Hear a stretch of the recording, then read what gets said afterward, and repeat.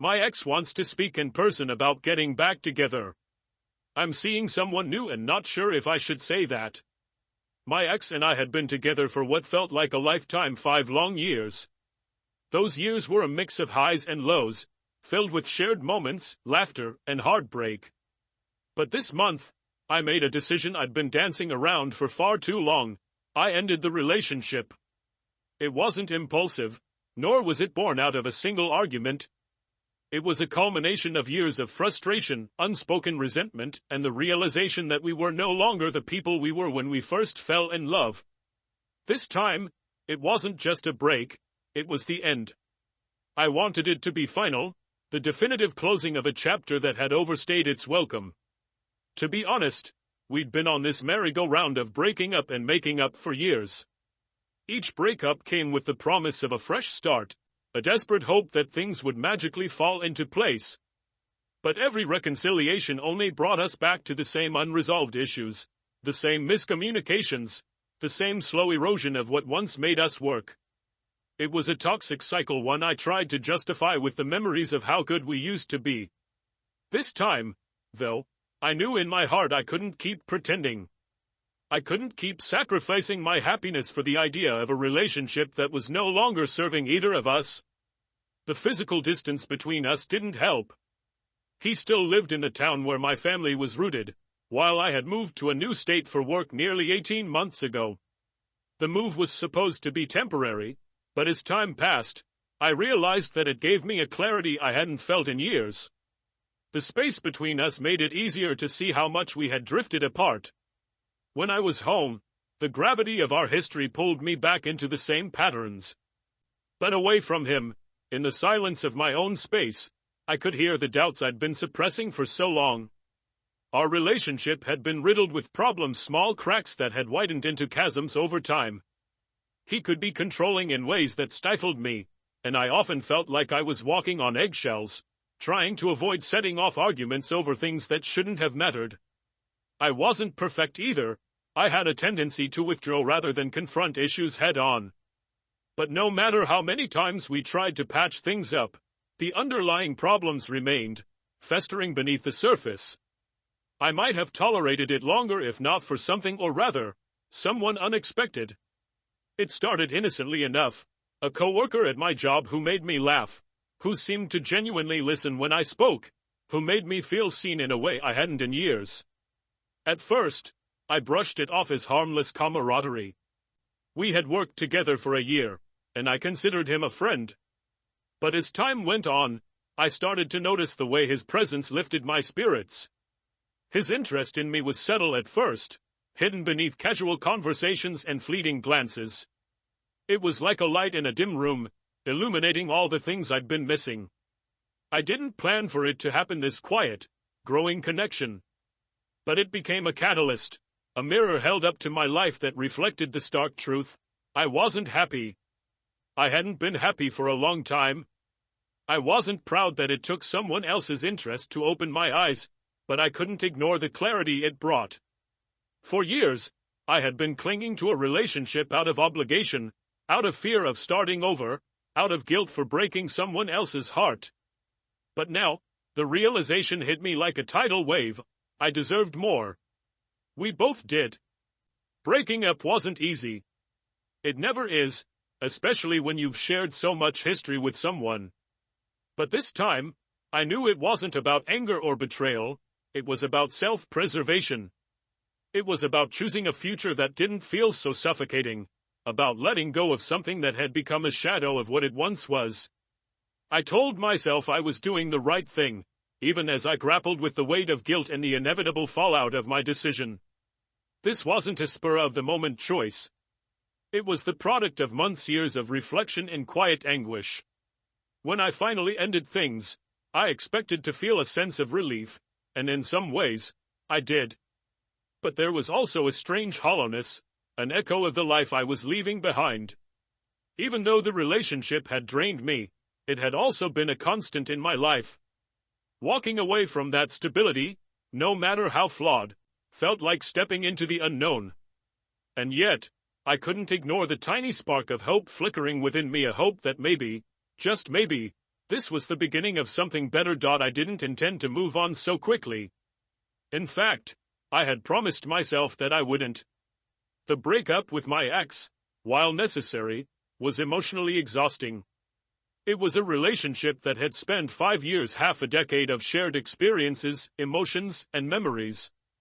Walking away from that was no small feat, and I knew I needed time to breathe, to reflect, and to figure out who I was outside of that relationship. But life, it seems, had other plans. A week after I ended things with my ex, my coworker confessed his feelings for me. It was so sudden, so unexpected, that I was momentarily at a loss for words. We had always shared a natural camaraderie, a lightness in our conversations that made the long hours at work more bearable. But I hadn't realized how much he'd been paying attention to me, how closely he had been observing the cracks in my carefully maintained facade. When he spoke, his voice was steady but tinged with vulnerability. He admitted that he had been holding back, respecting the fact that I was in a relationship. But now that I was single, he couldn't keep his feelings to himself any longer. It was flattering, of course. Who wouldn't be moved by such earnestness? But it also threw me into a whirlwind of conflicting emotions. A part of me wanted to recoil, to tell him that it was too soon, that I wasn't ready. But another part, a quieter, more insistent voice, urged me to listen, to feel, to acknowledge the undeniable chemistry we shared. It wasn't just his words that stirred something in me, it was the way he looked at me, like I was someone worth cherishing. It had been so long since I felt that way, and the realization left me reeling. We're not officially dating, not yet, but we've been going on dates. Little moments stolen from the busyness of our lives, like slices of a new reality I hadn't dared to imagine. Coffee after work, a quiet dinner at a local restaurant, an impromptu walk through the city as we shared pieces of our lives we hadn't yet revealed. Each moment felt effortless, natural, as if we were old friends rediscovering each other. I couldn't deny how much I liked him, how much I looked forward to the sound of his voice or the warmth of his presence. But with that growing connection came an overwhelming sense of guilt. It felt too fast, too soon. There were no hard and fast rules about how long you should wait before moving on, but I couldn't shake the nagging thought that I was doing something wrong. My ex and I had only just broken up. Was it selfish to pursue this happiness so soon after walking away from someone who was still reeling from the loss? Was I betraying the years I had spent with my ex by allowing myself to feel so much for someone else? These questions circled in my mind like vultures, picking apart the joy I was beginning to feel. 3 weeks have passed since I ended things with my ex, and this past weekend, his messages started coming in. Long, heartfelt pleas to get back together. The kind of messages that, a few years ago, would have broken me down, made me doubt my decision, and drawn me back into the cycle I was trying so hard to escape. But now, they felt different. His words were filled with desperation, reminders of our shared history, promises to change, and assurances that things could be different this time. And yet, I couldn't help but feel a strange detachment as I read them. It was as though the bond that had once tethered me to him had finally begun to unravel. Still, his words tugged at my heart. I knew he was hurting, and I hated being the cause of that pain. I had loved him once deeply, fiercely, and the thought of him sitting alone, pouring his heart out into messages he wasn't sure I'd even read, made my chest ache with guilt. I wasn't blind to the irony of it all. Here I was, feeling guilty about moving on, while simultaneously feeling guilty for the hurt my departure had caused. It was as though I was caught in a web of my own making, each strand pulling me in a different direction. I didn't respond to his messages right away. I didn't know what to say. Every response I drafted felt inadequate, like it couldn't possibly encompass the complexity of my feelings. I wanted to tell him that I still cared for him, that I wanted him to find happiness but not with me. I wanted to be honest about where I was in my life, but I feared that honesty would only make things worse. How could I tell him that I was already starting to build something new with someone else? How could I explain that I wasn't trying to hurt him, that this wasn't about replacing him, but about finding the version of myself I had lost along the way. And yet, I knew I couldn't avoid him forever. The messages were only the beginning. With the holidays approaching, I was back in town, back in the same city where he lived. It was inevitable that we would cross paths. When he called me, his voice was raw with emotion, and he asked to see me. I hesitated, torn between the part of me that wanted to give him closure and the part that feared it would only reopen old wounds. But above all, I wanted to be fair to him, to myself, and to the delicate, fragile hope of this new connection I was exploring with my coworker. Now I'm back in town for Christmas. The familiar streets, with their twinkling lights and festive displays, feel bittersweet this year. There's a comfort in being home, surrounded by family and the nostalgia of holidays past. But there's also a tension in the air, an undercurrent of unease that I can't quite shake. I knew that coming back would mean confronting the remnants of my old life, the life I shared with him. And I was right. The call came late last night, his name flashing on my phone like an echo from the past. I stared at the screen for a moment, my heart thudding in my chest. I thought about letting it go to voicemail, about sparing myself the emotional weight of whatever he was about to say. But guilt and curiosity won out, and I answered. His voice was tentative at first, as if he wasn't sure I would even pick up. But then the floodgates opened, and the words came rushing out, a mixture of nostalgia, regret, and a desperate plea to meet in person. He wanted to see me. Just to talk, he said. Just to get some closure. I could hear the vulnerability in his voice, the cracks beneath the surface, and it broke my heart a little. No matter how much time had passed or how resolved I was to move on, there was still a part of me that cared about him.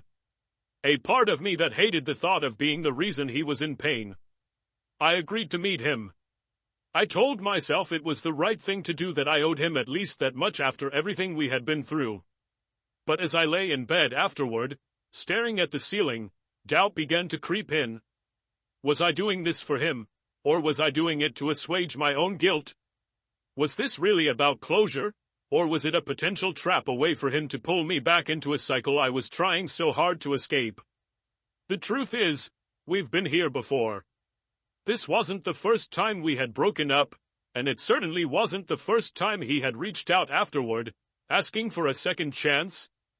In the past, his pleas had always stirred something in me, an aching hope that maybe this time would be different, that maybe we could fix what was broken.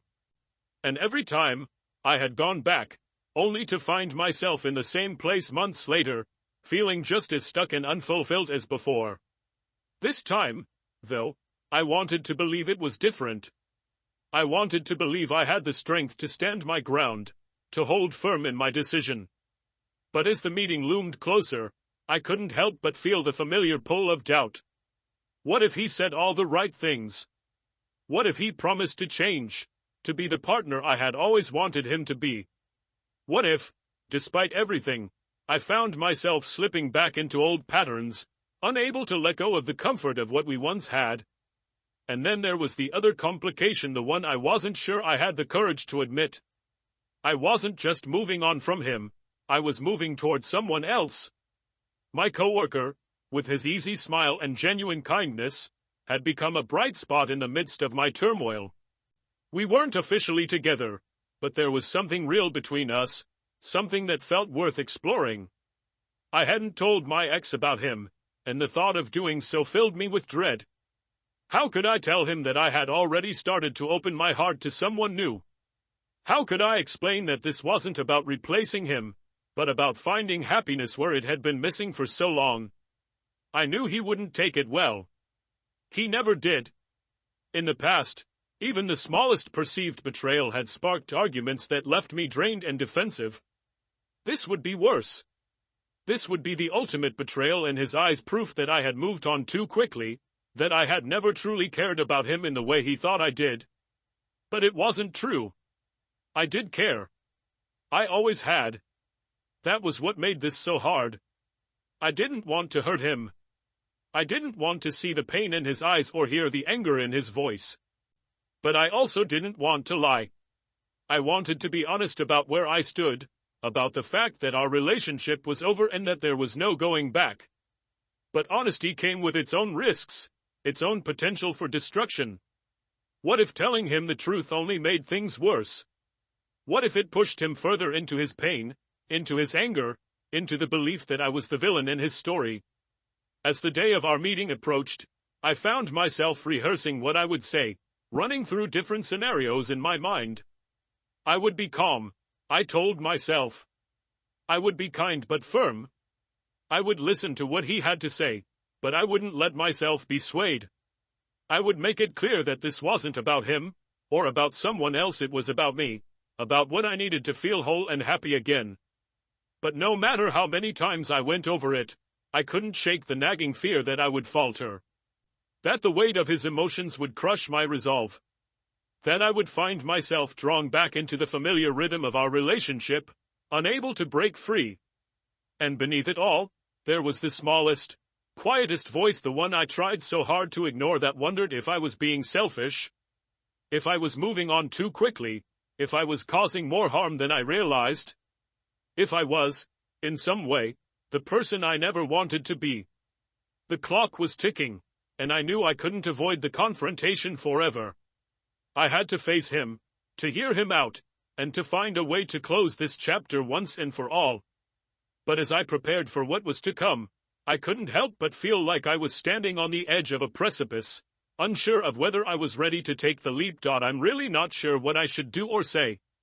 The weight of it all feels unbearable, as if my entire world is resting on this one decision, this one conversation. I keep replaying the scenarios in my head, each one leading to a different outcome, but none of them feel completely right. No matter how much I prepare, I know that words alone can't untangle the complexity of this situation. My ex deserves honesty and closure, but the truth is messy, and I'm scared of how he'll react when I give it to him. I've tried to convince myself that the guilt I feel about moving on so quickly is misplaced. After all, relationships aren't measured by a stopwatch. There's no universal rule about how long you are supposed to wait before your heart starts beating for someone new. But knowing that doesn't make it easier. My ex and I shared 5 years together, a significant portion of my adult life. Moving forward with my coworkers so soon after the breakup feels like a betrayal of that time, even though I know it's what my heart wants. The thing is, my coworker and I aren't even exclusive yet. We're still in that delicate, unspoken stage where everything feels fresh and exciting, but also fragile and uncertain. And yet, in the short time we've spent together, I already feel a sense of comfort and ease that I hadn't felt in years. Our connection isn't rushed or forced. It's natural, like it's always been there, waiting for the right moment to surface. I've known him for a year, and in that time, he's become a close friend, someone who sees me for who I am, not who I'm trying to be. When he confessed his feelings, it felt like a door opening, like the first breath of air after being trapped in a room that was slowly suffocating me. I didn't plan for this to happen, and I certainly didn't expect it to happen so quickly. But now that it has, I can't bring myself to regret it. The thought of walking away from this new connection feels wrong, like denying myself a chance at the happiness I've been searching for. And yet, I can't help but feel the tug of guilt. Not just for moving on, but for the pain I know it will cause when I inevitably have to tell my ex. He's already struggling with the breakup, and the last thing I want is to add to his heartache. But keeping it a secret feels dishonest, like I'm hiding a part of myself out of fear of his reaction. I don't want to hurt him, but I also don't want to give him false hope. I've made my decision. Our relationship is over. There's no going back. The problem is, I know how easily lines can blur when emotions run high. My ex has always had a way of pulling me back in, of saying just the right things to make me doubt myself. In the past, his promises of change were enough to make me reconsider, to give him another chance. But this time is different. This time, I see the cycle for what it is, and I know I can't let myself fall into it again. Still, the fear lingers, the fear that I'll falter, that I'll give in to the guilt and let it cloud my judgment. As I sit here, trying to sort through the chaos in my mind, I realize there's no perfect solution. No matter what I do, someone will get hurt. But maybe that's the nature of endings. They're messy and complicated, and they rarely come without pain. What matters is that I stay true to myself, even if it means facing uncomfortable truths. So here's what I've decided. I'll meet my ex, as promised, and I'll listen to what he has to say. But I'll also be firm in my resolve. I'll make it clear that this isn't a temporary break, that there's no chance of us getting back together. And if the conversation turns to the topic of someone else, I'll be honest, but only if it feels necessary. I don't want to bring my coworker into this unless it's unavoidable. This isn't about him, it's about me and my ex finding closure. I can't change the past, and I can't control how my ex will react. But I can control how I move forward. I can choose to embrace the happiness I've found, even if it came sooner than expected. I can choose to let go of the guilt and trust that I'm making the right decision for myself. And I can choose to believe that, in time, we'll both find the peace we're looking for. So here I am, bracing myself for what's to come. I don't have all the answers, and I probably never will. But I know this much: life is too short to stay stuck in a place that no longer serves you. Sometimes, moving on isn't about running away, it's about stepping into the light after being lost in the shadows. And that's what I'm choosing to do.